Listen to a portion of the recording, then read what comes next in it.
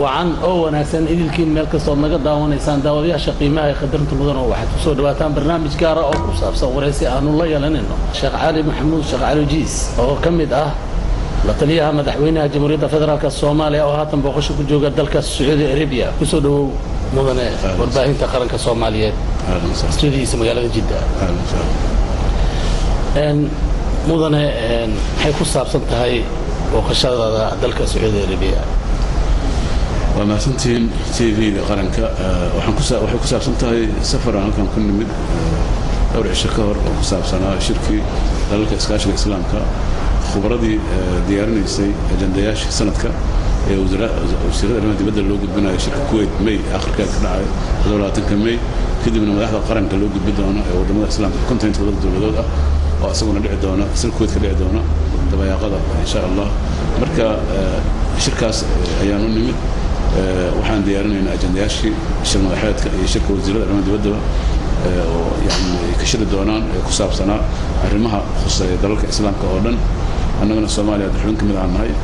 ajandayaal badan baan naga khuseeya marka arrintaas aan u nimid saddex cisho socdo waan dhamaaday si wanaagsan ku dhimay marka maxaa arrimaha khuseeya dawladda Soomaaliya ama jamhuuriyadda federaalka Soomaaliya ay qodobbaa oo ka soo baxay wala arrimaha aad u badan baa ka soo baxay sida la og yahay Soomaalidu waxay ku jirtaa dalalka ugu firfircoon ururkan dhisay fikirka lagu dhisay ururkan waxa iska lahayd madaxweynihii hore Alloon Xariistay Aadan Cabdulla Cusmaan oo Malik Faysal u soo jeediyay xilligiisii aad baana loo qiimeeyay arrintaas ila marka walidaalika baaqa hadda ka soo baxay ee siyaasadeed beedka ugu horeeyay waxa la siiyay dawladda Soomaaliya dawladeeda ayaa ugu horeysa qodobada laga hadlay oo runtii aad u badnaa ahamiyadda iyo mudnaanta ka koobaad ee Soomaalida leedahay baan la siiyay qodobada ka soo baxay qodobo aad u qiimo badan bay ahaayeen oo anaguna aan dadaal badan u galnay inay ka soo baxaan shirka waxa kamid ahaa oo loo diyaariyay inay go'aan noqdaan shirka wasaaradda kharijiya iyo kan qiimada insha Allah loo gudbi doono waxa kamid ahaa in loo hambaleeyo dawladda Soomaaliya madaxweyne Xasan Sheekh madaxweyne ka yahay wax qabadkeeda muuqda iyo dadaalkeeda aad u weyn ay ku guuleysatay inay taabageliso nidaamka dawladnimada Soomaaliya ma noqoto dhinaca amniga iyo difaaca oo dalka inta badan ay gacanta ku dhigtay nimankii baaswadayaasha ahaana ay kala wareegtay ama ha noqoto dhinaca siyaasadda arrimaha dibadda iyo dadaalada ay u gashay inay maqaamka Soomaaliya oo lahaay sharafta badan ay dib u soo celiso ama ha noqoto dhinaca nidaamka dawladnimada iyo federaalka maamulada ay dhistay oo runtii dalku sii baahaya haddana inta qaybta ugu dambeysay ay dadaal weyn ugu jirto arrimahaas oo dhan ayaa madaxweynaha loogu hambaleeyay iyo xukuumadda Dr. Umar Abdirashiid oo ra'iisul wasaaraha ka yahay sidoo kale go'aanada ka soo baxay waxa kamid ah in dalalka islaamka ee 57 ah inay ku heshiiyeen inay si toos ah dawladda Soomaaliya loo dacmiyo caalamka kale tan ugu yeerayaan UN-ka iyo dawladaha kale oo faraha badan caalamka in ay toos dawladda Soomaaliya u dacmiyaan oo hadda kadib yani meelaha luqyada ama meelaha hay'adaha iyo lagu soo wareegi jiray in laga gudbo oo toos dawladda la aqoonsan yahay sharciga dadka dhigtay in taageero waxa kale oo kamid go'aanada ururka islaamka laftiisa xafiiskiisa muqdisho inuu xafiis wuxuu ahay marka hore xagga maaragtay arrimaha insaaniga ama arrimaha iqaatiga ama arrimaha samfalka shaqeeya in hadda loo bedelo xafiiska arrimaha horumarinta iyo dib u dhiska dalka oo mashaariicda dawladda iyo mashaariicda dib u dhiska dalka oo hadda kadib dhaqaale yani barnaamij ahaan oo mashaariic ka qayb qaadan doono ururka islaamku waxa kale toon u howlgalnay inaan mas'uuliyiinta sarsare aan balamo la galno in ay dalka booqdaan oo madaxweynaha ay la kulmaan ra'iisul wasaaraha iyo xukuumadda iyo wasiirka arrimaha dibadda iyo oo mustaqbalka ay Soomaaliya in toos loo dacmiyo oo ururka iskaashiga islaamka iyo dawladda Soomaaliya ay istiraatiijiye isla dhigaan in dalkaas dib u dhiskiisa ay qayb weyn ka qaataan ama ha noqoto dhinaca heerka munadamada oo ah 57 dawladood dal ay ku jiraan oo sanaadiiq fara badan leh ama ha noqoto bangiga islaamka oo iyada hoos yimaada oo hadda bangiga ugu weyn wadamada islaamka ay leeyihiin oo mashaariic badan fulin kara wadooyin ha noqoto xarumo caafimaad ha noqoto jaamacado waaweyn ha noqoto dib u dhiska xarumaha dawladda iyo dhammaan mashaariic waxayna inoo muujiyeen runtii markaan la kulannay mas'uuliyiinta qaarna waa la ballansannahay in ay diyaar u yihiin in ay dawladda Soomaaliya wax badan ay ka dacmiyaan annagu waxaan ka dalbanay annaga hadda shirkaas ma u nimid howl kaleeto oo annaga hadda maanta aan u istaagno ma jirto laakiin waxaan ka dalbanay mas'uuliyiinta sarsare inay toos ay Soomaaliya u yimaadeen oo madaxda sare ay la kulmaan oo madaxweynaha arkaan oo ra'iisul wasaaraha arkaan oo marka waxa Soomaaliya ay rabto ay toos uga dhageystaan mas'uuliyiinta qaranka halkaasna iskaashi ay ka bilowdo وأنا نقبل قادين قيبت أنا رنا قيبت كلا تنادى كل مدونا فرنتي هو شد قولوا الدولة الصومالية وحنا رجينا وحبضا إنك صبحان أو مرة إن شاء الله mudanayaad iska arki doontaan mas-uuliyiinta sare hadday noqon lahayd bangiga islaamka ku dala jirta madaxa bangiga islaamka ka saarta gudoomiyaha ururka iskaashiga islaamka waa isku gacan qaadnay shirka dhexdiisa maalintuu furaayay runtii aad baan isu naqayn oo 20 sano ka hor aan isu naqayn wasiirro kala duwan oo kusoo qabtay waddankan Sacuudi Carabiya aad buu ugu farxay inaan wafdiga Soomaaliya aan hogaaminayo sanadka shirka soo qayb galay waana la ballansanahay insha Allah talaadada ama arbacada aan arkaan rajaynaya waxa kaleeto oo aan biri isarki doonaa safiirka ururka islaamka iskaashiga islaamka u fadhiya dawladda Sacuudi Carabiya oo haddana shirkan asagoo gudoominayay shirka horeeyay oo sanadka la soo dhaafay madax ka ahay qaybtan yani safiirada dhan asagoo gudoomiye u ahaa runtii aad baan uga wada hadalnay si hordhaca haddana shir rasmi aan isku tagi doonaa bir haddii la yiraahdo waxa kale aan rajaynayaa qorshe ay ku jira inaan la kulmo gudoomiyaha bangiga islaamka Dr. Axmed Maxamed Cali oo sayidtiisa aad isu naqaan waxa hadda aan ugu yeerayo mas'uuliyiintaasna khaasatan ururka iskaashiga islaamka ninka ugu sareeya Dr. Ayaad al-Madani iyo Dr. Axmed Maxamed Cali waxa weeyaan in ay Muqdisho ay booqasho ku tagaan oo mas'uuliyiinta qaranka ay la kulmaan oo madaxweynaha ay sarkaan oo ra'iisul wasaaraha ay sarkaan oo dib looga wada hadlo mashaariicda mustaqbaliga oo dalka Soomaaliya inay ka fuliyaan loo baahan yahay inay madaxda qaranka ay toos ay u hor fariistaan oo ay dhageystaan taas ayaan insha Allah waxa jirtay ra'iisul wasaarihii hore mudane Saacid inuu hadda ka hor booqashaalka ku yimid ay bangiga islaamka ay kala saxiixdeen mashaariic horumarineed ilaa iyo 7 sano oo socon doono wajiga kuwa 36 milyan bay ahayd marka mashruucaas waxa ku dambeeyay والله هرتا مشاريع البنك الإسلام كأورك إسكاشة الإسلام كصومالي كفلناين مشاريع كلا دوم بيهيد عرال با كجري وحا كجري حرم اسكول الله كجري لساي لما دب لو لساي اما دب الاساس هاي هدا اما كهر لو لساي دب اسكول سميناي مشاريع كلا دونا يرا جري اغاثادا جري dhinaca raashinka iyo wax la xiriira daweyn marka arimahaas way jireen laakiin waxay ahayd fiiska arimaha insaaniga ama arimaha bulshada ama arimaha deeqaha oo bani'aadamnimada ay ahaayeen arimahaas waa uga mahad celinaynaa heshiisyadaas inta badan way fuliyaan ururka iyo bangiga laakiin anagu hadda marxaladan aan joogno dawladda Soomaaliya ay marayso ma ahan marxalad anagu aan doonayna kaliya in arimahaas lagu laabto ama lagu noqdo Soomaaliya dawlad bay leedahay xoog leh dalkii waa dhaqaaqay marka waxaan doonaynaa mashaariic dawladeed oo wax ku ool ah oo ceelal kaliya iyo iskuul la dibdo aan hayne wadooyin leh xarumo dawladeed leh dhismaha ciidamada qaranka in la xoojiyo xarumahooda in la dhiso sidoo kale in la dhiso maaragtay wadooyinka dalka isku xirayo dhan in la dhiso mashaariic kala duwan oo waaweyn oo ballaaran in dalka loo dhiso oo dawladda Soomaaliya ay toos ayadu iyo dejinayso sida ay u kala muhiimsan yihiin iyo meelaha laga fulinayo iyo sida loo fulinayo hay'adaha caalamiga ahna iyo ayagu haday rabaan ay gacanta la galayaan inay fulinayaan laakiin dawladdu ay lug ku leedahay doorashadeeda iyo qiimeynteeda iyo si u kala muhiimsan yihiin bay ay xadidayso in barnaamijkaas loo gudbo ayaan rajaynaynaa insha Allah haddana waxay noo muujiyeen inay diyaar u yihiin xafiiska cusub hadda la furaayo oo dib u dhiska dalka iyo horumarintiisa levelkaas la soo gaarsiinayana ujeedada laga leeyahay sidaas way taas oo gogol xar u yahay in dawladda Soomaaliya oo si toos ah oo arintaas iskaashi kala sameeyo hadii la yiraahdo taawadiyaal wali waxaanu bartan ka jirnaa waraysigii aanu leeyahay in la taliyaha sare ee madaxweynaha jamhuuriyadda federaalka Soomaaliya mudane su'aasha kale ku weydiinaya waxay tahay Soomaaliya maamulka suuban oo hogaaminaya mudane Xasan Sheekh Maxamuud ee ka hana qaaday dalka waxaan ognahay inuu horumar ballaaran uu sameeyay maadaama aad tahay la taliyaha sare ee madaxweynaha jamhuuriyadda federaalka Soomaaliya waxaa jira dad ayagu doonaya inay markastaba horumarka dibindaabi ku sameeyaan laakiin dadka Soomaaliyeed iminka hore bay u socdaan waxaan filayaa soo noqon Soomaaliya hore bay socotaa soo noqon maysa ilaahay idinkii وانا هبين يا معلم بكلاتها شلي يا مانت Soomaaliya هذا كقعد واحد ذلك سيبحيه مدحوينها هي دولدي هوري وصومالي dalka Soomaaliya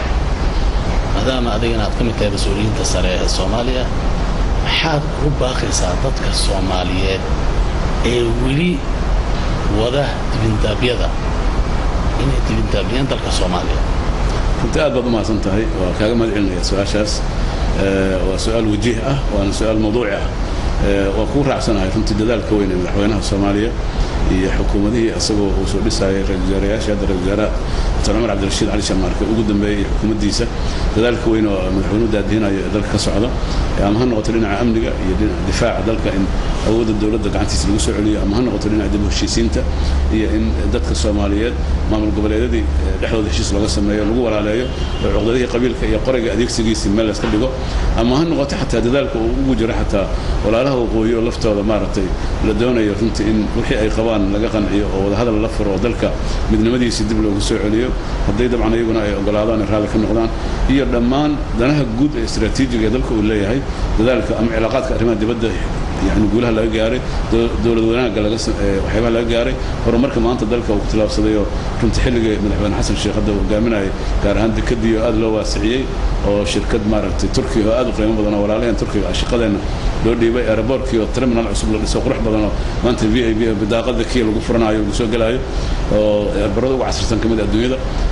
إيه هرمرك قولها حاجة أمنية يدفعك سوي دي هي حاجة ولا تنمذا هي معاملة هي استحقاق بالشدة هي معامل وناق الدولة النمذا هي مؤسسات الدولة السياسية وده شغالين يعني رنتي واحد بدنا نوقف عن كروية مركا وأنا سير درس الأشياء تقول لأن ضد بدنا نقولي لأنه لي هي مرحلة هي مقدقة قبيلة قبل هو سئلنا سحمية هي هي دناها جاركا هي وحير الله بابا ولا دفق صدق أو جانب باب لديك روا جانب باب جانا وحاسين ثلاث كذا فإن قرن النمذا هي هكسية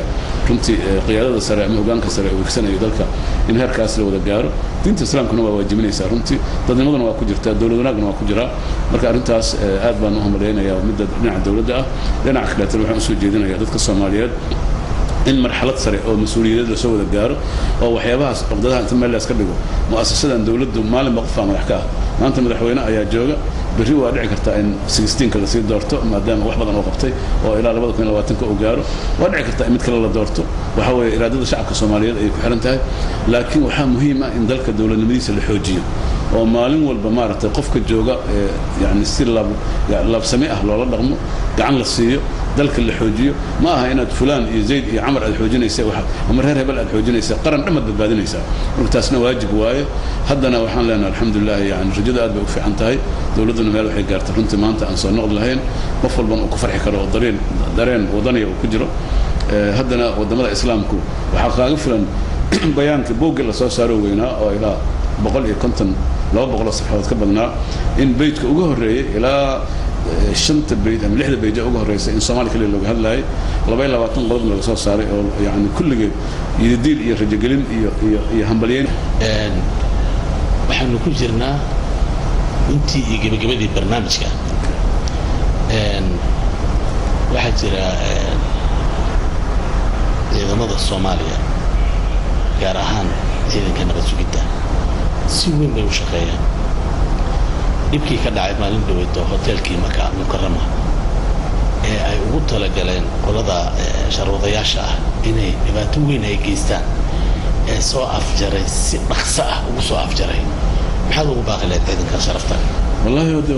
واجب كودي قلتين عيدا كنا مسؤول قرن كوا وعيدا أكتف صدق شرط إيه بليس كي ملتري جوا كل جوا رنتوا أمانيين لكن سجارنا مسؤول رنتي واجبات وين أي قلتين عيدا ماذا أدون كهو أكتف سنبا هذا اللي قلت ريا إن من 1000 جروب اللي يرادو مسؤول من جنسيال أنا وكجرانو اللي يراح حتى ما لا خطرت حتى ذلك درس كأركض دواتوين كدعي وحي سوجدين وده وين عيدا سفدون كذا هو وين إن هذه لو در لها عيدا ماذا خسارة بدنا نقول على هذه يران لهاي سيدا أبو شرطنا وترك مكان مكرمة وحيد وبدبادية سمع جزاء وحوين كسمايان دوري كنتم مفضل بالبدبادية والدرجة السفوض لو قصاري